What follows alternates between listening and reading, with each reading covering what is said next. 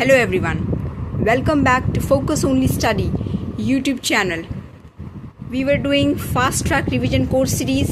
Subject was modern history और आज का हमारा टॉपिक रहेगा गवर्नर जनरल एंड वाइसरॉय, जैसा कि मैंने पिछले वीडियो में आप सभी को बताया था।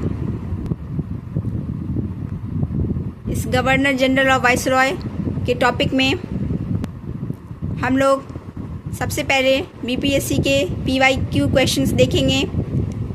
उस पर आधारित जो भी गेस एक्सपेक्टेड क्वेश्चंस हैं वो सभी देखेंगे और पहले उन सभी इम्पॉर्टेंट गवर्नर जनरल्स और वाइसरॉय के बारे में पढ़ेंगे और एट लास्ट इन सभी को याद करने का ट्रिक्स देखेंगे। क्लियर?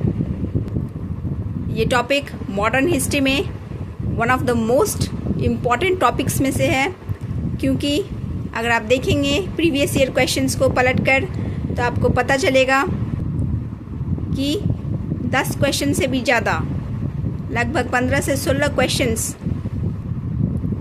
अभी तक इस टॉपिक से बीपीएससी एग्ज़ाम्स में पूछे जा चुके हैं। इसीलिए इस टॉपिक को सिर्फ रटना नहीं है बल्कि समझना है, ताकि अगर रिपीटेड क्वेश्चंस आए पीवाईक्यूज़ के तो बहुत अच्छे, और अगर ना आए तो भी जो कॉन्सेप्ट बताया है उसके इर्द गिर्द ही क्वेश्चंस पूछे जाएंगे। ठीक है, तो चलिए शुरू करते हैं। पहला क्वेश्चन है, who was the first governor general of India? ये बीपीएससी का पीवाईक्यू क्वेश्चन है, पूछा हुआ है। ठीक है, तो इसका सही आंसर होगा सर विलियम बेंटिक। वो भारत के पहले गवर्नर जनरल थे। ठीक है, इसमें क्वेश्चंस पे बहुत ही ध्यान देना है। क्वेश्चन का जो स्टेटमेंट है, क्या पूछा गया है, जैसे कि इसमें क्या पूछा गया, first governor general of India, तो यहाँ पे है की वर्ड है यहाँ पे इंडिया। ठीक है, मतलब भारत का पूछा गया है। अब इसी पीवाईक्यू पे बेस्ड कुछ सिमिलर गेस क्वेश्चंस क्या हो सकते हैं, तो आइए देखते हैं। पहला क्वेश्चन है, who was the first governor general of Bengal? Bengal का पहला गवर्नर जनरल कौन था? ठीक है, क्या दोनों सेम थे? नहीं, दोनों अलग अलग थे। बंगाल का पहला गवर्नर जनरल वॉरेन हेस्टिंग्स थे। ठीक है, तो यहाँ पे कीवर्ड क्या है, बंगाल। देखो दोनों क्वेश्चन एकदम सिमिलर हैं, है ना, लेकिन पहला क्वेश्चन में इंडिया का गवर्नर जनरल पहला, और इस क्वेश्चन में बंगाल का पहला गवर्नर जनरल पूछा है। ठीक है, तो अगर इंडिया का पूछेगा तो सर विलियम बेंटिक, बंगाल का पूछेगा तो सर वॉरेन हेस्टिंग्स। ठीक है, नेक्स्ट क्वेश्चन है, under which act provision of governor general of Bengal was made?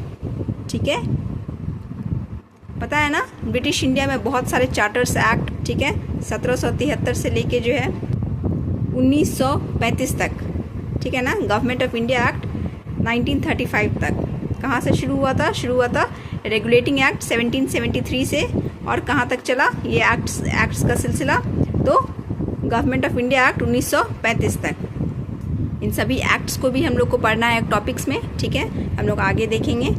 तो चलिए, इस क्वेश्चन का सही आंसर क्या होगा, रेगुलेटिंग एक्ट ऑफ 1773। हाँ, ठीक है, ब्रिटिश पार्लियामेंट ने ईस्ट इंडिया कंपनी, जो कि इंडिया में ट्रेड करने के लिए आई थी, उस पर कुछ पाबंदियाँ, ठीक है, लगाने के लिए, उसको रेगुलेट करने के लिए इस एक्ट को लाया था।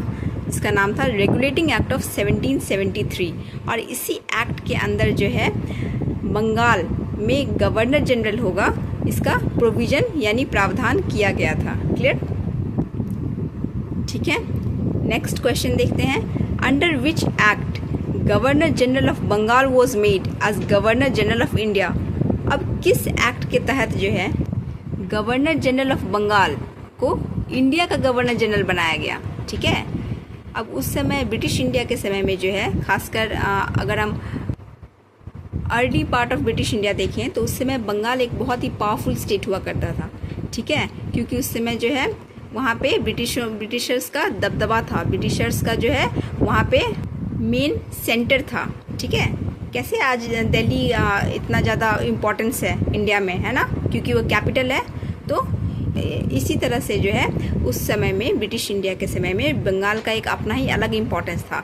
इसीलिए बंगाल का गवर्नर होना या उसका गवर्नर जनरल होना ये अपने आप में बहुत ही बड़ी बात थी। अब एक ऐसा एक्ट आया जिसमें कि बंगाल का गवर्नर जनरल को पूरे इंडिया का गवर्नर जनरल के रूप में डेजिग्नेशन मिल गया। ठीक है, मतलब उसको पावर मिल गया बंगाल के गवर्नर जनरल को कि आप जो है भारत के गवर्नर जनरल के रूप में जो है कार्य करें। क्लियर। तो ये एक्ट था चार्टर एक्ट ऑफ 1833।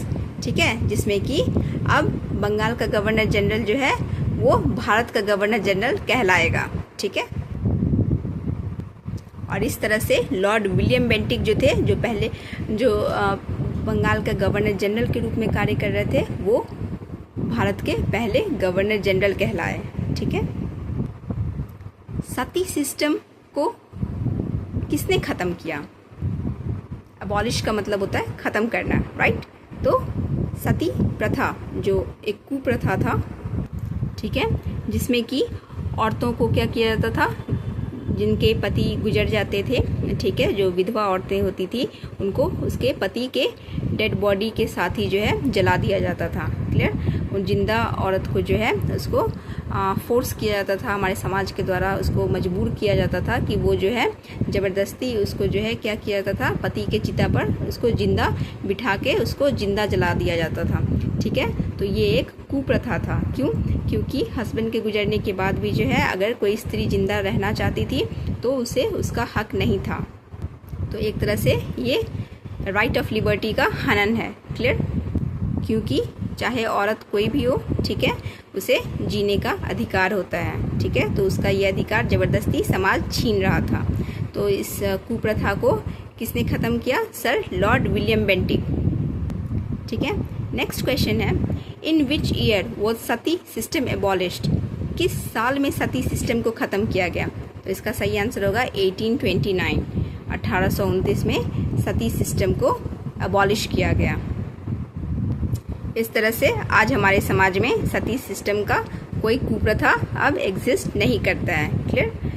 हमारा नेक्स्ट क्वेश्चन है, under which act Sati system was abolished? तो इसका सही आंसर होगा बंगाल सती रेगुलेशन, जिसको कि रेगुलेशन 17 ऑफ बंगाल कोड कहते हैं। ठीक है, इसी एक्ट के तहत सती सिस्टम को ख़त्म किया गया था। ठीक है, और किसने किया था? लॉर्ड विलियम बेंटिक ने। ठीक है, नेक्स्ट क्वेश्चन है, which governor general is remembered for social and administrative reforms? ठीक है, कौन सा गवर्नर जनरल को सामाजिक और प्रशासनिक रिफॉर्म्स यानी चेंजेस, बदलाव के लिए जाना जाता है? तो ये थे लॉर्ड विलियम बेंटिक। ठीक है, क्यों? क्योंकि उन्होंने बहुत सारे सिस्टम्स जो कि कुप्रथा थे हमारे समाज में, उसे ख़त्म किया था। इसमें से one of the most important तो सती सिस्टम हो गया, जिसे हम लोग ने देख लिया, और भी बहुत सारे डिटेल में इतना पढ़ने का ज़रूरत नहीं है। ठीक है, हमें एग्ज़ाम ओरिएंटेड, क्योंकि समय बहुत कम है, 17 नवंबर को एग्ज़ाम है ना, बीपीएससी का, 17वीं का, पीसीएस का, पीटी, इसीलिए बस जो ज़रूरी है उतना ही फोकस स्टडी करना है। Clear. Next question, who abolished dual government in Bengal? ठीक है, किसने ड्यूअल गवर्नमेंट इन बंगाल को समाप्त किया? तो ये एक पीवाईक्यू क्वेश्चन है बीपीएससी का, जिसका सही आंसर है Warren Hastings. Clear. Warren Hastings ने ड्यूअल गवर्नमेंट इन बंगाल को एबॉलिश किया। ठीक है, और इसे लागू किसने किया था? तो रॉबर्ट क्लाइव ने। ठीक है, रॉबर्ट क्लाइव ने लागू किया था और वॉरेन हेस्टिंग्स ने ख़त्म किया। लागू किसने किया ये यहाँ क्वेश्चन नहीं है, मैंने कहा था ना क्वेश्चन पे ध्यान देना है, इसके कीवर्ड्स पे ध्यान देना है। तो यहाँ पे कीवर्ड्स क्या है इस क्वेश्चन में? एबॉलिश्ड। ठीक है, हु एबॉलिश्ड? तो answer is Warren Hastings. Next question is, अब ये एक पीवाईक्यू क्वेश्चन है। ठीक है, वॉरेन हेस्टिंग्स के बारे में, इसी पे बेस्ड कुछ और क्वेश्चंस हम लोग देखते हैं, ठीक है। पहला क्वेश्चन है, who was the governor general of Bengal at time of Asiatic society establishment. Bengal का गवर्नर जनरल कौन था जब एशियाटिक सोसाइटी का स्थापना हुआ? तो इसका सही आंसर होगा वॉरेन हेस्टिंग्स। क्लियर। नेक्स्ट देखते हैं, विच गवर्नर जनरल, माफ़ कीजिएगा थोड़ा आवाज़ आ रहा होगा, वो मेरे बच्चे का आवाज़ है, ठीक है। Which governor general was prosecuted for impeachment by British parliament. ठीक है, किस गवर्नर जनरल को जो है, किस गवर्नर जनरल को महाभियोग इम्पीचमेंट का दंड मिला था ब्रिटिश पार्लियामेंट के द्वारा? ठीक है, तो ये थे वॉरेन हेस्टिंग्स। क्यों मिला? कहा गया था कि वॉरेन हेस्टिंग्स ने जो भी गलत और अनफेयर और स्ट्रिक्ट और आर्बिट्रेरी एक्शंस लिए वो सभी ब्रिटिश एम्पायर के हित में था, बेनिफिट के लिए लिए। लेकिन उन्हें 1788 से 1795 के बीच प्रोसिक्यूशन तो किया गया। हालांकि ब्रिटिश पार्लियामेंट ने उनके अगेंस्ट जो भी चार्जेस थे वो सभी ड्रॉप कर दिया। ठीक है, वो सभी विड्रॉ कर लिए। एक अंग्रेज दूसरे अंग्रेज को फेवर नहीं करेगा तो कौन करेगा, है कि नहीं? इसीलिए एक अंग्रेज चाहे कितना भी गलत काम कर ले, दूसरा अंग्रेज उसको साथ ही देगा, है कि नहीं? चूँकि इस पर इम्पीचमेंट के चार्जेस लगे थे, इसको प्रोसिक्यूट किया गया था। टेम्प्रोरी ही सही, लेकिन थोड़ा बहुत ही दंड तो मिला था। इसीलिए ये क्वेश्चन बहुत इंपॉर्टेंट हो जाता है और ये गवर्नर जनरल वैसे भी PYQ में आ चुका है, तो इस पॉइंट ऑफ व्यू से भी ये बहुत इंपॉर्टेंट है, वॉरेन हेस्टिंग्स। तो नेक्स्ट क्वेश्चन देखते हैं, ring fence policy and policy of security cell is related with. ठीक है, तो इसका सही आंसर है Warren Hastings and Lord Wellesley. अब देखो, रिंग फेंस पॉलिसी और ये जो पॉलिसी ऑफ सिक्योरिटी सेल है, दोनों एक ही पॉलिसी को कहते हैं। क्लियर? और तो और आगे जो हम लोग सब्सिडियरी अलायंस पढ़ेंगे वो भी एक तरह का एक्सटेंशन है इसी पॉलिसी का। अब ये पॉलिसी है क्या, तो इसके बारे में थोड़ा हम जानकारी लेते हैं। जैसा कि इस टर्म के नाम से लग रहा है, रिंग फेंस या सिक्योरिटी सेल, मतलब किसी चीज़ को प्रोटेक्ट करने के लिए, किसी चीज़ की रक्षा करने के लिए हम लोग फेंसिंग या सिक्योरिटी लगाते हैं, राइट? ऐसा ही कुछ ब्रिटिशर्स ने किया अपने टेरिटरीज़ को प्रोटेक्ट करने के लिए। ब्रिटिश ने अपने क्षेत्रों की सुरक्षा के लिए अपने पड़ोसी राज्यों के बाउंड्रीज़ की रक्षा करने का सोचा।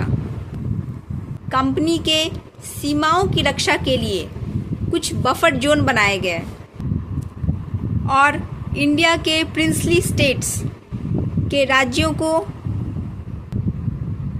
कहा गया कि आप हमारा यह पॉलिसी अपनाओ, इसके बदले में हम आपको सैन्य आश्वासन देंगे, मतलब अपने आर्मी का प्रोटेक्शन देंगे, लेकिन उस आर्मी का खर्च आपको खुद ही वहन करना पड़ेगा, मतलब उस आर्मी का खर्च आपको खुद ही देना पड़ेगा। ठीक है, तो इस पॉलिसी का क्या बेसिकली उद्देश्य था कि ब्रिटिशर्स अपने खुद के टेरिटरीज़ की रक्षा करना चाहते थे। इसके लिए उन्होंने कुछ बफर स्टेट्स बनाए, बफर जोन बनाए। ठीक है, और राज्यों को कहा कि आप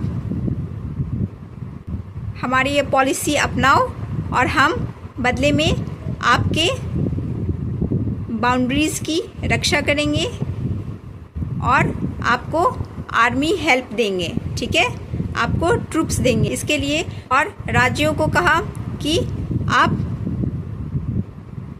हमारी ये पॉलिसी अपनाओ और हम बदले में आपके बाउंड्रीज़ की रक्षा करेंगे और आपको आर्मी हेल्प देंगे। ठीक है, आपको ट्रूप्स देंगे, आपको सैन्य आश्वासन देंगे, मदद करेंगे आपकी, लेकिन आपको इसका खर्चा खुद ही उठाना पड़ेगा। ठीक है। लॉर्ड वॉरेन हेस्टिंग्स ने इस नीति का प्रयोग किया जब उन्हें मैसूर और मराठा से युद्ध लड़ना था।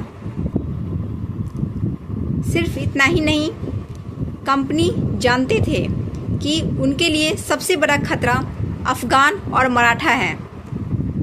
इस खतरा से निपटने के लिए उन्होंने अवध की सीमांतों की रक्षा करने की सोची।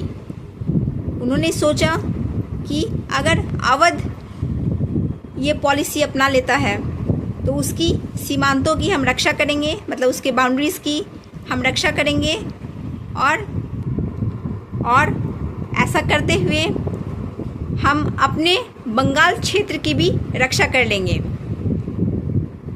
इसीलिए सबसे पहला सब्सिडियरी अलायंस जो है अवध के साथ ही शुरू हुआ था। इसमें अवध के नवाब को यह नीति अपनाने को कहा गया और यह शर्त रखी गई ब्रिटिशर्स के द्वारा कि हम आपको सभी सेना की हेल्प देंगे, लेकिन आपको सेना का खर्च खुद ही उठाना पड़ेगा। नवाब, अवध के जो नवाब थे वो मान गए और इस तरह से ब्रिटिशर्स ने खुद के क्षेत्र बंगाल की रक्षा कर लिया और इधर अवध के नवाब को ब्रिटिश आर्मी का प्रोटेक्शन मिल गया, यानी संरक्षण मिल गया। क्लियर है? तो इसी पॉलिसी के बारे में हम थोड़ा आगे डिटेल में पढ़ने वाले हैं, जिसमें कि कैसे अलग अलग राज्यों ने जो है इस नीति को अपनाया। तो सबसे पहले जो है ये नीति जो है वॉरेन हेस्टिंग्स ने शुरू किया था, लेकिन इसको थोड़ा मॉडिफाइड वर्जन में, मतलब थोड़ा एडवांस वर्जन में जो है लॉर्ड वेलेस्ली लेके आए थे। ठीक है, तो सबसे है।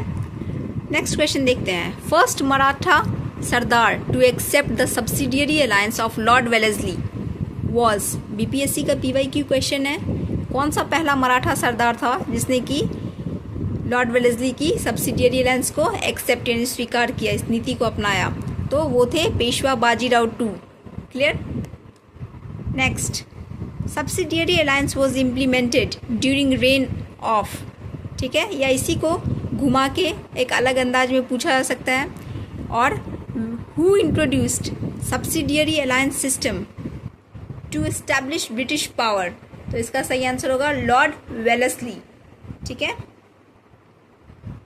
लॉर्ड वेलेस्ली ने इसे शुरू नहीं किया था, बल्कि इसको जो है नए फॉर्म में इंट्रोड्यूस किया, इसको इम्प्लीमेंट किया। ठीक है। Next question is which system was used to make Indian provinces as puppets of Britishers? कौन सा सिस्टम को जो है एक हथियार के रूप में ब्रिटिशर्स यूज़ कर रहे थे इंडियन के प्रिंसली स्टेट्स या उसके प्रोविंसेस को एक कठपुतली बनाने के लिए? ठीक है, तो इसका सही आंसर होगा सब्सिडियरी अलायंस। ये सब्सिडियरी अलायंस की नीति थी जिसके थ्रू ब्रिटिशर्स जो है इंडियन प्रिंसली स्टेट्स को अपने में मिला रहे थे, अपने तरफ कर रहे थे, और उसको सैन्य सुरक्षा देके जो है, मतलब एक लॉलीपॉप दिखाकर उसको अपने इशारों पर यानी कठपुतली की तरह नचा रहे थे। क्लियर?